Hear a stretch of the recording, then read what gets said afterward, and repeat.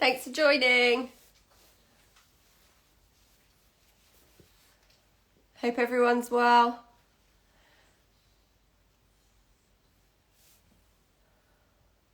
Haven't done a live for so long.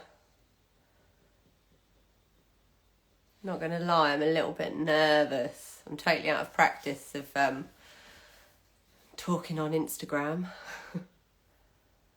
Just waiting for Zana, and going to speak to her about how she's totally changed.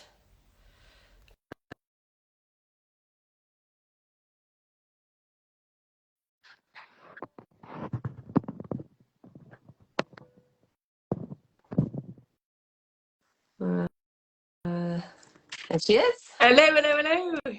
Hi, Zana. I'm totally waiting for the dog to bark because I just said hello to someone. So he's probably... Of course, that's when he's going to bark. I think my camera's slightly crooked, but hey ho, that's yeah, never mind. It'll do. It'll do. I'll leave myself. It's nearly the end of the week. It is. It's Thursday. Yes, nearly I made think. it to half term as well, so that's a win. Well, for some, I think that's great. For others, good luck. Yes, definitely a good luck here.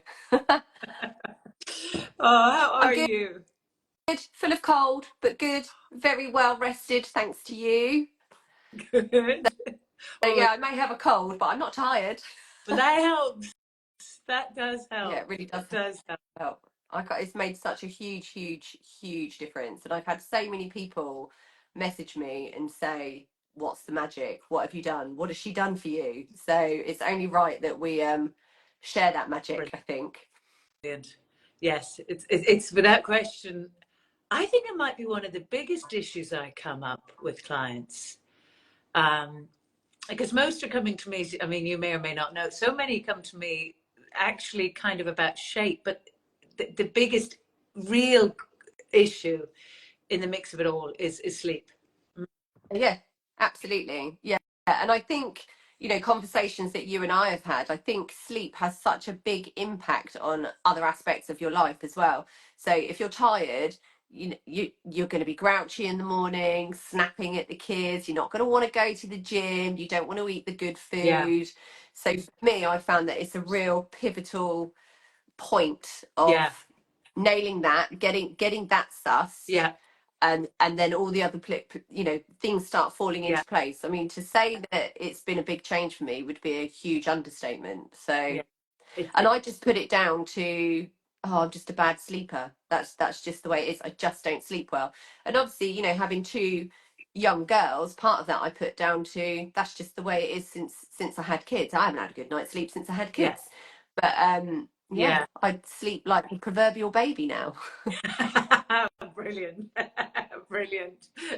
Yeah, actually, it's an interesting point that in terms of what sleep does for us, because what many things, obviously, gosh, I don't need to be saying this. Most of us at this stage know. One of the things I find quite interesting is its impact on our insulin levels and our blood sugar balance and all the rest, because quite frankly, we end up, if the blood sugar levels don't reset, if you like, you end up then hungrier the next day, which really doesn't help the energy levels, because most people end up eating then or being driven more towards sugary foods as well, and that sends another fluctuation going. Yes. So do we want to get to what we did to you? Yes. Cut straight into the chase. I think I was saying this to you. There's a few little things that I look at when I'm looking at sleep with clients.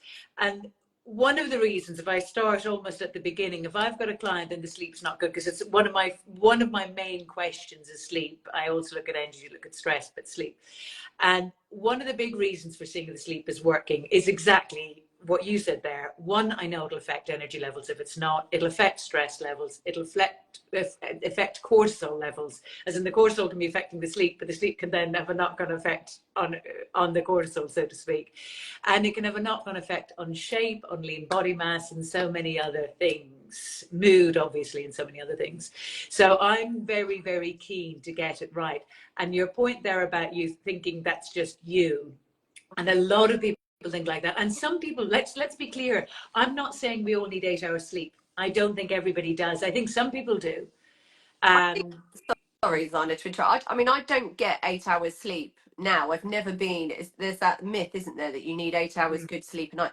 I probably sleep now about six Yeah. hours a night, and I find that I go to bed later, but I fall asleep at a time when I'm ready to fall asleep, and I get the sleep that I need. So Yes. it's 6 hours of really good Yes. sleep compared to trying to sleep.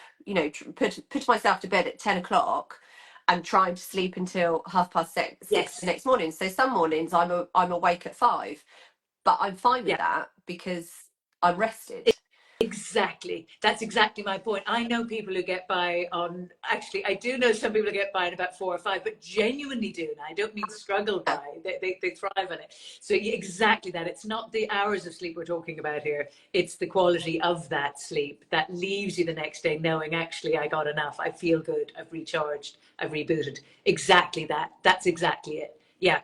And the key, I think that's a key one. To me, it's very much about getting your body balanced back up, because I don't think poor sleep, if it's impacting, because poor sleep, I mean poor quality sleep rather than quantity of sleep. If it's impacting your next day, then I don't think that is natural. I don't think that's your body in balance.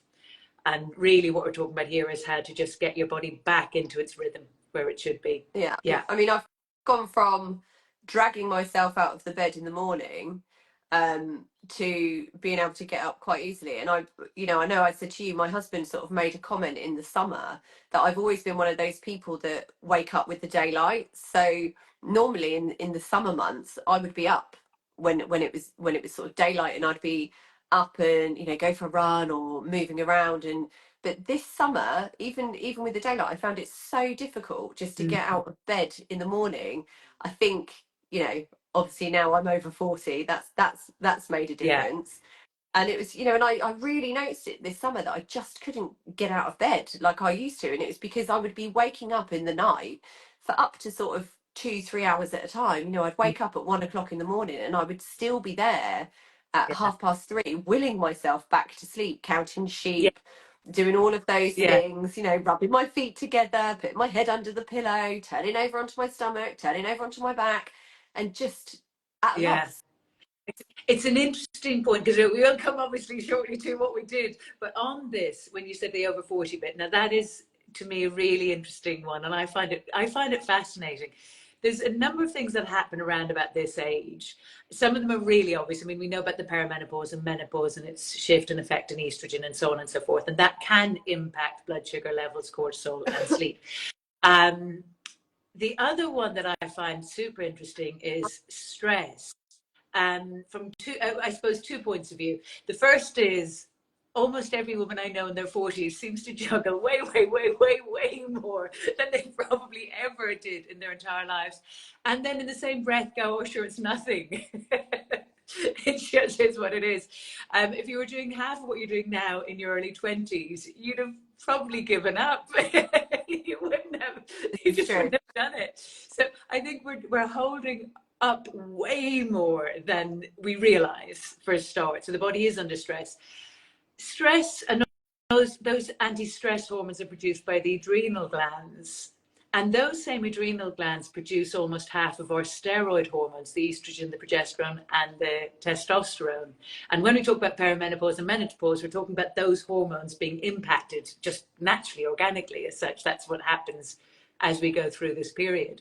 So if our adrenals aren't working as well as they should, or if they're overworked, where those steroid hormones, estrogen, progesterone, we always think of them being produced over in the ovaries. Those that we're always looking in that direction. We forget the adrenal glands produce them too. And progesterone, this is a bit I find interesting. Now, I'm not a doctor here, so I need to be very clear before I say what I'm about to say. But what I'm about to say is a fact. Progesterone is one of those hormones that actually helps us sleep. And the body uses it to help create cortisol, which is the hormone we produce when we're stressed. Yeah. If we're going through perimenopause and menopause, and those are dropping a little already, and then we're using it all up for this cortisol, we wonder why we can't Yeah. sleep. And I had no clue about that. So, and when you Yeah. first said to me about that, it made complete sense. Your body's fighting its own internal battle, Yeah. trying to balance itself out, and if you're using one thing to combat another thing, you don't really Exactly. stand a chance. Yes, the resources are diminishing a bit, and now we're funneling them over here when actually we want them over here. Exactly, it's exactly that. So that's where all of this sort of comes in, as to how to look at it, is how we can help that. And what we can do to help to kind of get it all stabilized. As I think everybody knows, once we hit our late 30s, I mean, this goes for all our lives, whether we're 20, in our 30s, in our 40s, in our 70s. I think our needs do change nutritionally, exercise-wise, and everything else. But there are a few, 4 or 5 different areas I'd look at when it comes to sleep and to helping it. I know the 2 big ones, the one big one is the supplements. And that does have a big impact fast. There's a few areas around it I think are imperative, and some of them are really obvious, but others I think are less so.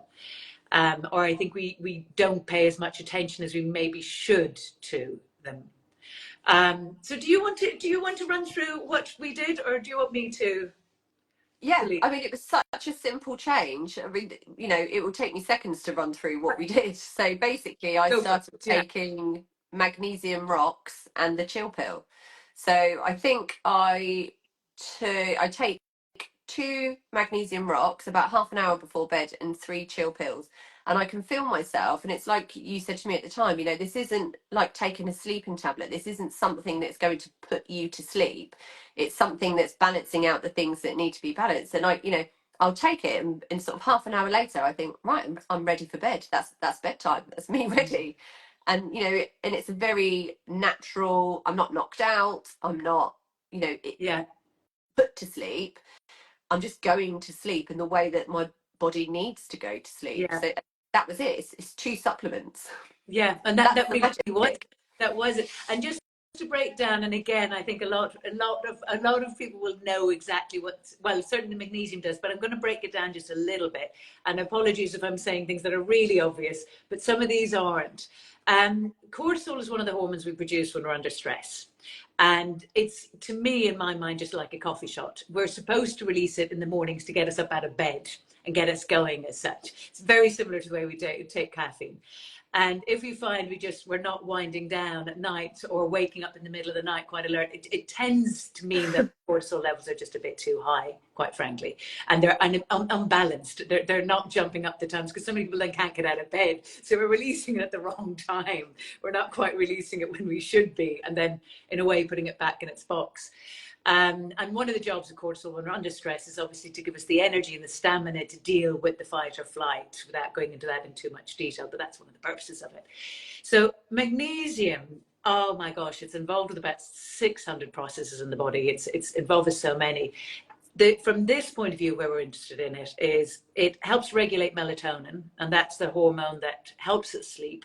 It's the one that kind of knocks you out, if you like, at night and puts you to sleep, as again many of us know. It also seems to help regulate the cortisol levels and reduce the blood sugar levels, so it gets that balance back, if you like.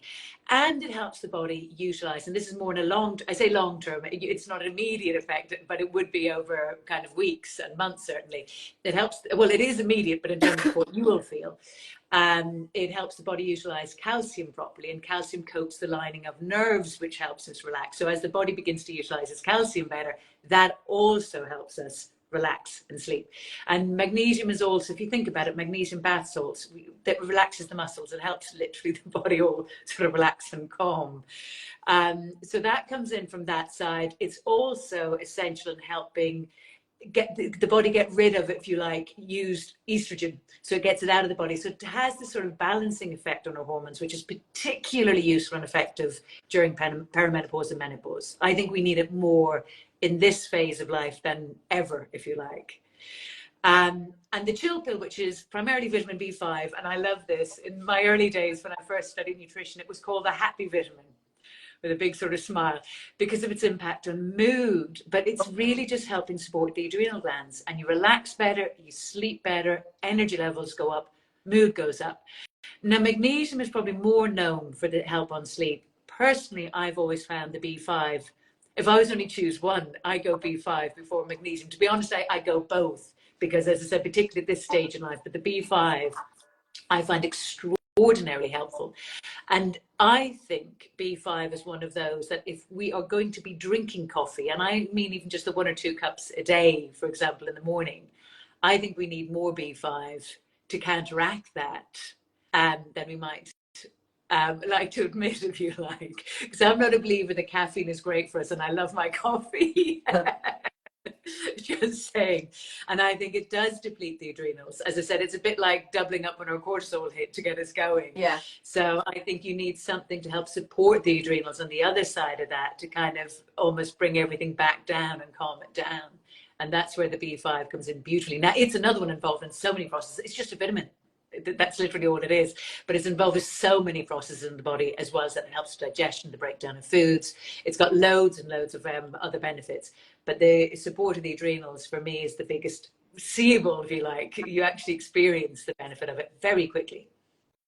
Yeah, I mean, when we first spoke, you sort of said, we say give it a week and then you'll start feeling the benefits. But I think it was literally within days, a few days, that it had completely changed.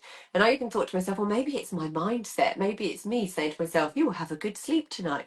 But I thought, no, because I do that all the time and I never get a good night's sleep. So, and that change for me was visible, distinctly visible within days of starting the B5 and the magnesium. Brilliant. To the point where I would never not take it now. Yeah. And the lovely thing about this, people often ask with vitamins and minerals, they talk about RDAs, they talk about how do you know if you need it. Now, for me, there's a word that legally you almost have to use with vitamins and minerals, and you'll see it in all these. They say normalizes, and so it supports the normal functioning of. Now, that to me is really interesting, because your sleep now is normal. It's as it should be. Your body's using these nutrients. They're literally just vitamins and minerals that you get naturally in food, and your body's using it to get your body back to normal, to how it should be. And it's exactly as you said, it's not a sleeping tablet. We're not knocking you out. It's just getting your body getting its balance back, its equilibrium, and getting its rhythm. Yeah. Yeah. And I think the thing is as well, it's that word as well, isn't it? Perimenopause. When you first sort of said it to me, I was like, Yes. me? But I'm 42. Of course that's me. That's the stage of life that I'm at. And I think, it's like you say, when you put all of these things together, I think you don't take into consideration other aspects, things like perimenopause or age. You just think, oh, I'm just a really bad sleeper. I just can't sleep. And I know you're not at all. And actually on that, part of the reason I don't love the words perimenopause or menopause, and for men it's andropause, so they have a similar thing going on. Make no mistake, different but similar. Is our bodies are constantly in flux from the moment we're born until we decide to leave, so to speak. That's constantly moving. So it's almost like not a definite, it began today at 4 o'clock and will finish in 5 years' time at 3 o'clock on a Sunday afternoon. It's a constant little flux and permeations as such through. And as we move and change, and as our needs move and change, that's so too when our nutrients move and change, just to support them. It's very natural, and it is learning just to almost exactly get the feedback and realizing this isn't just me in a box. It is what you're experiencing now. Yeah. And what can we do to get your body back into its balance again? Yeah, absolutely. And I think I also said to you as well that I never finished any supplements. So I've always been that person that starts taking them and then forgets and then doesn't do it. But I'm on my second load of both pills now. So I mean, when I say I will never not take it, I mean I will never not take it. Brilliant. Well, the beauty of these are, if you suddenly didn't take it, there's no issue whatsoever. And you'll just get the feedback. Your body will either already be back in its rhythm and you don't need them, or you'll feel it and you just bring them back in and keep it up. I do think at this stage in life, and if you have a bit of stress going on, if you're juggling kids, work and everything else, and there's the whole hormonal fluctuation going on that happens at this stage, then I do think both of these come in on their own and make a very big difference. I really think they have a lovely knock-on, a lovely positive knock-on effect. Yeah, absolutely. I mean, I've noticed as well, I mean, obviously I started doing a master's in September, and when I first started that, I was so stressed at the thought of, you know, kids and trying to do a master's and things like that. And I find now, even, I don't know whether it's because it's better sleep or, you know, all of those things combined, that I'm now able to look at what would have situations that would have caused me huge stress before and go, it doesn't matter, Yeah, it's okay, I can do yeah, this, it's fine, it's not the end of the world. You know, I've noticed that, you know, my reactions to things are yes, different. Things, situations that would have really kept me awake at night. yeah. Well, if you think about biologically what's happening, physiologically what's happening is if the adrenals are on sort of on edge, if you like, and they're overproducing adrenaline and cortisol, the smallest thing will set you off. And oh my gosh, I've spoken to women who, quite frankly, are the most level-headed people you meet. But over time, they're becoming less and less so, and almost not recognizing themselves, and looking at themselves, going and can see themselves reacting and stressing and almost panicking, but equally not quite knowing it, not being able to quite rein it in Yeah, as such. Not just mind over matter, and I'm a huge believer of mind over matter, but this isn't just that. Hormones drive us to a degree I hate having to admit. They really do. And if the cortisol and adrenaline are running riot, if you like, you're going to get very stressed at a very small thing. And the beauty of the supplements is just their support in getting the adrenals back working the way they should. So then you deal with it more the way you always would have in, you know, in a past life, if you want to put it that way. And you yeah, kind of see it for what it is. It's more you than dealing with it, rather than a hormonal reaction where everything's on that overdrive. yeah. I think there's, you know, I think people as well sometimes are reluctant. I'm not sure if that's the right word, but you know, because there's that stigma attached, especially when people go, "Oh, you're hormonal. You're just being hormonal," and you just think, No, I love that word, because if you think about it logically, we are driven, everything drives us though from the "Yeah, hormonal point of view. Like the insulin is putting on the belly fat, the ghrelin is getting us hungry for more food in the fridge, the melatonin is putting us to sleep, the cortisol is waking us up. It's not just about estrogen and no, testosterone. There are no." so many hormones going on in the body at any one time But it's driving. always those things, isn't it, that's presented in a negative light. You know, Yes. 9 times out of 10, when somebody says to a woman, "You're being hormonal," it's not because they think you're in a really great mood. No, that's very true, isn't it? Whereas actually the neurotransmitters and all the rest, I mean, they make us happy. We could go, yes, I am being hormonal. I'm in a great mood Having a today. great day. So hormonal today.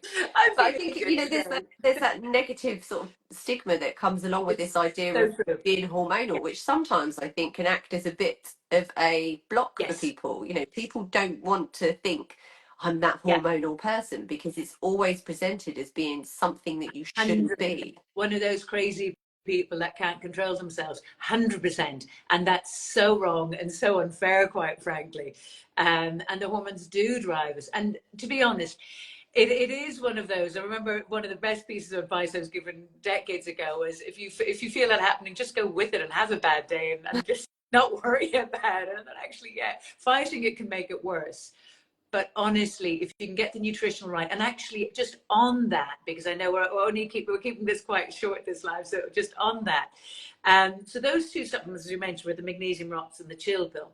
The two or three other things that I always kind of get clients to watch for. One is the hidden caffeine, which I think a lot of people can miss. Dark chocolate, for example, has way more caffeine in it than I think we realize. And even want to do squares of that at night is enough to, if not keep people awake, but wake them back up. And even a little bit of extra coffee, because so many clients of mine have said, yeah, coffee doesn't really affect me, I can go straight to sleep. Yeah, but do you wake up at 3 or 4 in the morning? You may not relate the two. It takes a good, and not just 12, but almost 24 hours for that caffeine to get out of the system. Yeah. I have rarely found, now if we're dealing with sleep, now some people do sleep the night through, in which case you can ignore everything I'm saying here. But for those who don't, I really find that taking caffeine after about midday just doesn't work. When you strictly take it out, and that also includes, it doesn't just include the chocolate, it includes decaffeinated drinks. I don't mean herbal drinks, but decaffeinated coffee has a little bit of a caffeine hit. And it also includes supplements that might have green tea extract in it, because a lot of supplements put that in now. It's got other benefits, but even that, taking it at night after your evening meal, could impact sleep too. So it's worth just checking everything for any of those extra possible caffeinated additives and pulling them back into the earlier end of the day.